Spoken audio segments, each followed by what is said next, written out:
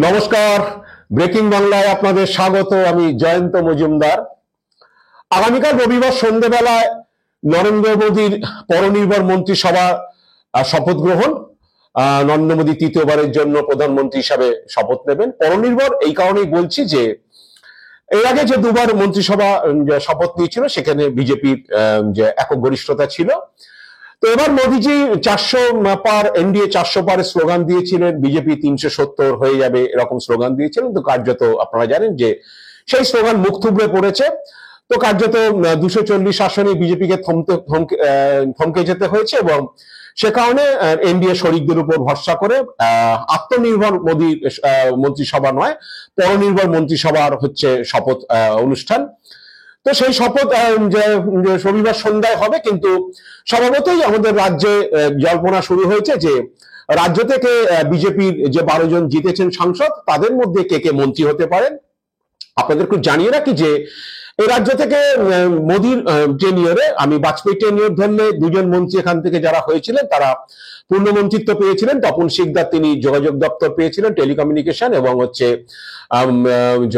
জনু মুখার্জি কৃষ্ণনগর থেকে, সত্যব্রত মুখোপাধ্যায় তিনিও মন্ত্রী হয়েছিলেন সেই সময়, তিনিও ক্যাবিনেট মিনিস্ট্রি পেয়েছিলেন। এই বাংলা থেকে ক্যাবিনেট মিনিস্ট্রির হিস্ট্রিটা সেটা একমাত্র বাজপেয়ীর আমলেই রয়েছে, এবং তখন ওই মন্ত্রিসভার শরিক হিসাবে তৃণমূলের রেলমন্ত্রী মমতা বন্দ্যোপাধ্যায় পেয়েছিলেন। কিন্তু মোদী জমানায় 14 সাল থেকে 14 এবং 19-এর যে মন্ত্রিসভা তৈরি হয়েছে তাতে বাংলা থেকে কোনোদিনই কেউ পূর্ণমন্ত্রীর হচ্ছে মন্ত্রিত্ব পাননি। কারণ 14 সালে বাবুল সুপ্রিয় এবং সুরিন্দর সিং আলুওয়ালিয়া দুজন দার্জিলিং এবং আসানসোল থেকে জিতেছিলেন, তাদেরকে হাফ মন্ত্রী মানে যে এমওএস প্রতিমন্ত্রী করা হয়েছিল। একইভাবে 2019 সালে হচ্ছে যখন এখান থেকে 18 জন এমপি যেতেন, তখনও প্রথমে বাবুল সুপ্রিয় এবং দেবশ্রী চৌধুরীকে, রায়গঞ্জের এমপি, তাদের দুজনকে মন্ত্রিসভায় আনা হয়েছিল। দুজনই হচ্ছেন যে প্রতিমন্ত্রী ছিলেন। কি বলে, দুজনকে ক্যাবিনেট করা হয়নি। পরবর্তীকালে যে এদের দুজনকে বসিয়ে দেওয়া হয়, বসিয়ে দিয়ে পরে 4 জনকে করা হয়েছিল। নিশীথ প্রামাণিক, জন বার্লা উত্তরবঙ্গে, কোচবিহারের নিশীথ প্রামাণিক, আলিপুরদুয়ারের জন বার্লা, এবং দক্ষিণবঙ্গে সুভাষ সরকার বাঁকুড়ার এবং শান্তনু ঠাকুর বনগাঁ, এই 4 জনকে করা হয়েছিল। তো এবছর যে নির্বাচনে দেখা গিয়েছিল যে 4 জনের মধ্যে একজনকে নমিনেশনই দেওয়া হয়নি, আলিপুরদুয়ারে জন বার্লাকে বসিয়ে দেওয়া হয়েছে, এবং কুচবিহার, বাঁকুড়া এবং বনগাঁর 3 মন্ত্রী মানে প্রতিমন্ত্রী, অনেকে হচ্ছে উপহাস করে বলেন হাফ প্যান্ট মন্ত্রী, তো মানে ফুল প্যান্ট মন্ত্রী হচ্ছে ফুল ক্যাবিনেট মিনিস্টার, পূর্ণমন্ত্রী, এবং হচ্ছে হাফ মানে প্রতিমন্ত্রী হয়ে গেলে অনেকে সেটাকে কটাক্ষ করে হাফ প্যান্ট মন্ত্রী বলেন। এখন এটা চালু কথা হয়ে গেছে। তো আমি কাউকে কটাক্ষ করার জন্য বলছি না, কিন্তু এই পদটা নিয়ে এরকম ধরনের আছে, বিভিন্ন লোক বিভিন্ন রকম হচ্ছে শ্লেষের সুরে বা কটাক্ষের সুরে এই ধরনের কথা বলে থাকে। তো 4 জনের মধ্যে একজন নমিনেশনই পাননি, আর 3 জন যে পেয়েছেন তার মধ্যে 2 জন হেরে গিয়েছেন। কুচবিহারে নিশীথ প্রামাণিক হেরে গিয়েছেন এবং বাঁকুড়াতে সুভাষ সরকার হয়ে গেছেন। একমাত্র গত মন্ত্রিসভার সদস্য শান্তনু ঠাকুর বনগাঁ থেকে জিতেছেন। তো সভাপতি এবার হচ্ছে ভোটের মেটার পরে 12 জন জিতেছেন। মোদীজি যে আত্মনির্ভর না হলে পরনির্ভর মন্ত্রিসভা তিনি গঠন করবেন, এনডিএর মন্ত্রিসভা গঠন করবেন, বিজেপির মন্ত্রিসভা নয়। তো সেখানে কারা স্থান পাবেন এই নিয়ে চর্চা শুরু হয়েছে রাজ্য বিজেপিতে, রাজ্যের মানুষের মধ্যে চর্চা হয়েছে, বিজেপির অন্দরে বা বিজেপির সমর্থক নেতাদের মধ্যে রয়েছে কে কে হতে পারে। তো 3-4টি নাম ঘুরপাক খাচ্ছে বিভিন্ন মহলে, বিজেপির মহলে, যে এদের মধ্যে থেকে কেউ কেউ হতে পারে। আমি বলে দিই যে এই যে নামগুলো রয়েছে তার মধ্যে যে শান্তনু ঠাকুর রয়েছেন, অবশ্যই খগেন মুর্মু রয়েছেন, আলিপুরদুয়ারের মনোজ টিগ্গা রয়েছেন, এবং তমলুকের অভিজিৎ গঙ্গোপাধ্যায়। তো ইতিমধ্যে সৌমিত্র খান মানে বিষ্ণুপুরের বিজয়ী প্রার্থী বিজেপির সৌমিত্র খান, জগন্নাথ সরকার, এরা নানান ধরনের হচ্ছে বেসুরো কথা বলা শুরু করেছেন। আসলে হচ্ছে এরা সৌমিত্র 3 বারের এমপি, জগন্নাথ 2 বারের এমপি নির্বাচিত করেন। প্রত্যেকের একটা মন্ত্রী সভায় যাবেন, মন্ত্রী অন্তত প্রতিমন্ত্রী হলেও একটা মন্ত্রিত্বের স্বাদ সবারই একটা আশা থাকে।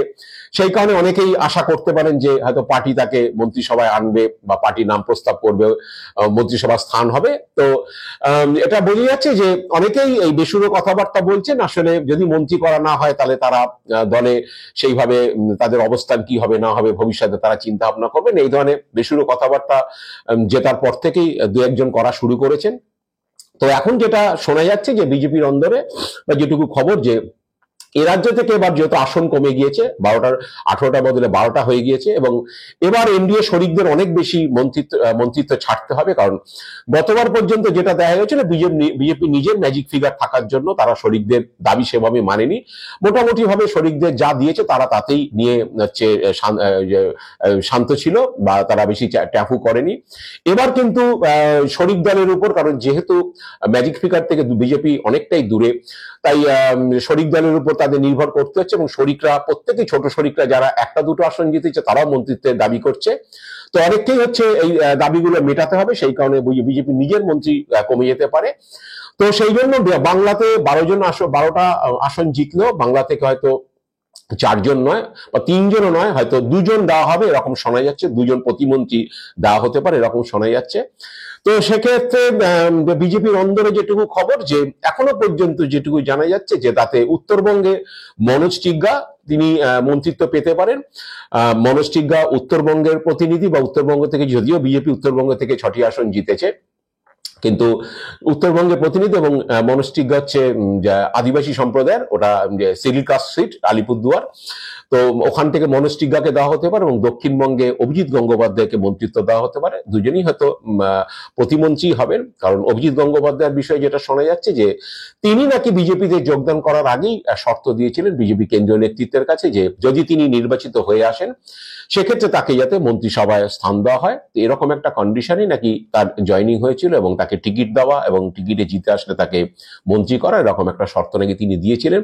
সেই কারণেই নাকি অভিজিৎ গঙ্গোপাধ্যায় হচ্ছে একটা নাম থাকতে পারে মন্ত্রিসভার তালিকায় শোনা যাচ্ছে। প্লাস শুভেন্দু অধিকারী জেলা থেকে তিনি নির্বাচিত হয়েছেন। শুভেন্দু তার এখন মোটামুটি ভাবে রাজনৈতিক গুরু হিসাবে পরিচিত। তো সেই ক্ষেত্রে শুভেন্দুর একটা প্রস্তাব থাকবে, কারণ যেহেতু বৃহস্পতিবার দিন এমপিদের দিল্লিতে ডাকা হয়েছে, তারা শুক্রবারের বিজেপির যে সংসদীয় দলের বৈঠক হয়েছিল সেখানে এমপিরা ছিলেন, বিজয়ী এমপিরা। জানা গিয়েছে যে শুভেন্দুকেও ডাকা হয়েছে দিল্লিতে, এবং তিনি বিরোধী দল নেতা হিসাবে মন্ত্রিসভায় কার কার স্থান হতে পারে সেই ব্যাপারে তো কেন্দ্রীয় নেতৃত্ব শুভেন্দুর মতামত নেবেন। তো এইটা দ্বিতীয় হচ্ছে যে মনোজ টিগ্গার ক্ষেত্রে, মনোজ টিগ্গা উত্তরবঙ্গের প্রতিনিধি, আলিপুরদুয়ারের প্রতিনিধি, তিনি এসটি আসন থেকে জিতেছেন, আদিবাসী জনজাতি গোষ্ঠীর মানুষ, সেই হিসাবে তার পাল্লা ভারী। এবং শুভেন্দুই হচ্ছে এবার নাকি তিনি উদ্যোগ নিয়ে জন মাল্লাকে বসিয়ে সেখানে মনোজ টিগ্গাকে টিকিট দিয়েছেন, কারণ মনোজ বর্তমানে মাদারিহাটের বিধায়ক এবং বর্তমানে বিজেপির চিফ হুইপ রাজ্য বিধানসভায়। তো শুভেন্দু নাকি উদ্যোগ নিয়ে মনোজকে টিকিট দিয়েছিলেন। সেক্ষেত্রে এই দুজনের ক্ষেত্রে শুভেন্দুর একটা রেকমেন্ডেশন থাকতে পারে, এটাই শোনা যাচ্ছে দলের অন্দরে। এবং মনোজ এবং অভিজিৎ গাঙ্গুলি শেষ পর্যন্ত বাজিমাত করতে পারে। অনেক আবার বলছেন যে শান্তনু ঠাকুর মতুয়া সম্প্রদায়ের মানুষ, মতুয়ারা 19-এ ঢেলে ভোট দিয়েছিল বিজেপিকে, যার ফলে বিজেপি বনগাঁ এবং রানাঘাট আসন জিতেছিল। এবারও মতুয়ারা বিমুখ হননি। সিএ নিয়ে অনেক রকম যে বিতর্ক তৈরি হলো, এবারও রানাঘাটে জগন্নাথ সরকার ভালো মার্জিনে জিতেছেন, শান্তনু ঠাকুরের মার্জিন কমলেও তিনিও জিতে এসছেন। কিন্তু মতুয়ারা ভোট দিয়েছে বলে বনগাঁ এবং রানাঘাট জিতেছে, সেই হিসাবে শান্তনু ঠাকুরের দাবি থাকতে পারে। কিন্তু বিজেপির অন্তরের খবর যে আপাতত 2জন মন্ত্রিত্ব এ রাজ্য থেকে দিতে পারে, মানে কোটায় পেতে পারে। সেক্ষেত্রে মনোজ এবং অভিজিৎ গাঙ্গুলির সম্ভাবনা বেশি। শান্তনু ঠাকুর এখন হয়তো পাবেন না। ভবিষ্যতে যদি বিজেপি এ রাজ্য থেকে আরো একজন, মানে বিধানসভা নির্বাচনের আগে যদি আরো একজন কাউকে মন্ত্রিতে আনতে চায়, সেক্ষেত্রে হয়তো শান্তনুর দাবি থাকবে। কিন্তু বাকিদের কোনো নাম নিয়ে, সৌমিত্র খান বা জগন্নাথ সরকার বা খগেন মুর্মু, এদের নাম নিয়ে এখনো পর্যন্ত কোনো চর্চায় নেই। তো এখন যে এইরকম অবস্থাতে বিজেপি রাজ্য নেতৃত্ব, কেন্দ্রীয় নেতৃত্ব যেটা বলবেন সেটাই মানতে বাধ্য। আর এখানে বার্গেন করার কোনো জায়গা নেই, কারণ তাদের মুখ বন্ধ হয়ে গেছে, যেহেতু গতবারের থেকে 6টি আসন কমে গেছে। গতবারের মতো 18টি আসন জিতলে হয়তো তারা 2টোর জায়গা 4টে না হলো 2টোর জায়গা 3টে দাবি করতে পারতেন। কিন্তু এখন অমিত শাহ, জেপি নাড্ডা, তারা যে সংখ্যা বলবেন, যে প্রস্তাব দেবেন, সেটাই বিজেপি রাজ্য নেতৃত্বকে মানতে বাধ্য হবে। এবং 2জন মন্ত্রিত্ব দিলে 2জনকেই হয়তো মেনে নিতে হবে, এর বাইরে কিছু করার নেই। এর পেছনে যতই দাবিদার থাকুক, যাই থাকুক, তাতে যদি 2-4জন সাংসদ, যদি 2-3জন সাংসদ যদি বিদ্রোহ করেনও, তাতেও দলের কিছু করার নেই, কারণ কেন্দ্রীয় নেতৃত্ব যেটা বলবে সেটাই এখন মানা রাজ্য নেতৃত্বের পক্ষে কি বলে দস্তুর। কারণ তারা মুখটা তারা নিজেরাই বন্ধ করে দিয়েছে ফল খারাপ করে। তো এখন জানি না শেষ পর্যন্ত মন্ত্রিসভার শপথে তালিকায় কাদের নাম থাকবে, কারণ অনেক সময় দেখা যায় যে শেষ মোমেন্টে, মন্ত্রিসভার ক্ষেত্রে আগেও দেখা গিয়েছে, শেষ মোমেন্টে অনেক কিছু চেঞ্জ হয়ে গিয়েছে। অনেক অনেক আশা করেছিলেন ফোন আসবে হয়তো যে প্রধানমন্ত্রীর দপ্তর থেকে বা পার্টির হেডকোয়ার্টার থেকে যে মন্ত্রিত্বে আপনাকে সিলেক্ট করা হয়েছে, আপনি অমুক দিন চলে আসবেন, কিন্তু অনেক সময় দেখা যাচ্ছে শেষ ঘন্টায় এদিক ওদিক হয়ে গেছে। কারণ এটা নিয়ে খুব স্লিপারি জায়গা, এই মন্ত্রিত্ব কে হবে না হবে সেই নিয়ে চূড়ান্ত হতে বিস্তর জলঘোলা হয় এবং শেষ পর্যন্ত অনেকের নামই আলোচনায় থাকলেও শেষ পর্যন্ত কেটে যায়। এখন দেখা যাক যে আরো প্রায় 24 ঘন্টার কাছাকাছি বা কাল সকালে বা আজ রাতে বা কাল সকালের মধ্যে ঠিক হয়ে যাবে। যারা মন্ত্রিত্বে পাবেন তারা হয়তো ফোন পেয়ে হয়ে যাবেন। যাই না বাংলা থেকে শেষ পর্যন্ত মনোজ এবং অভিজিৎ গাঙ্গুলি ফোন পান নাকি তাদের বদলে অন্য কেউ কেউ ফোন পান, তার জন্য আমাদের একটু অপেক্ষা করতে হচ্ছে। হয়তো আজ রাত্রির মধ্যে হয়তো নিশ্চিত হয়ে যেতে পারে, কিন্তু এবার একটু দেরি হতে পারে। সেটা হচ্ছে শরিকদের নিয়ে।